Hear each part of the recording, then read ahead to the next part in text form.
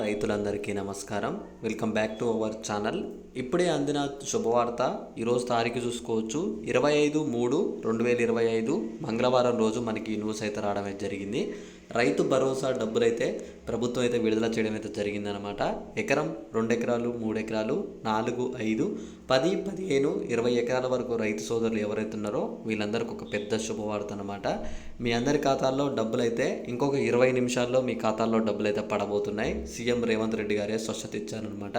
మరి కాసేపట్లో రైతులకైతే శుభవార్త అని చెప్పేసి ఉగాది కానుకగా మనకైతే డబ్బులైతే విడుదల చేస్తున్నారనమాట. ప్రతి ఒక్కరికి ఉగాది పండుగ కానుకగా మనకి డబ్బులు పడుతున్నాయి ఖాతాల్లో.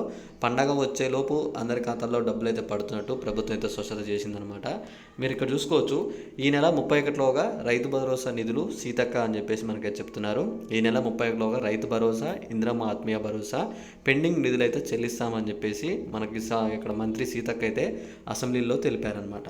అయితే ఇక్కడ మనకి ఉగాది మనకి 30వ తారీఖు లోపే మనకైతే ఇక్కడ ఏవైతే పెండింగ్ ఉన్నాయో మనకి రైతు భరోసా, ఇంద్రమ్మ ఆత్మీయ భరోసా, అలానే కొత్త రేషన్ కార్డులు, అలానే ఇంద్రమ్మ ఇల్లు ఏవైతే ఆగిపోయిన పెండింగ్ ఉన్నాయో అవన్నీ పూర్తి చేస్తామని చెప్పేసి ప్రభుత్వం అయితే చెప్తుందనమాట.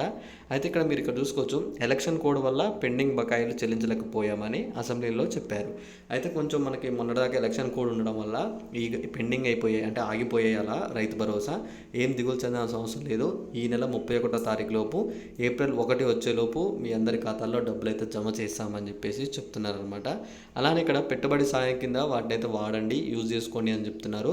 మీ ఖాతాలో డబ్బులు పడాలంటే మీ ఖాతా మాత్రం తప్పకుండా రన్నింగ్ అయి ఉండాలి. అలానే మీరు ఇంకోటి చెక్ చేసుకోవాల్సింది ఏంటంటే మీ వ్యవసాయ భూముల, సాగు భూముల కావా అని చెప్పి చెక్ చేసుకోండి.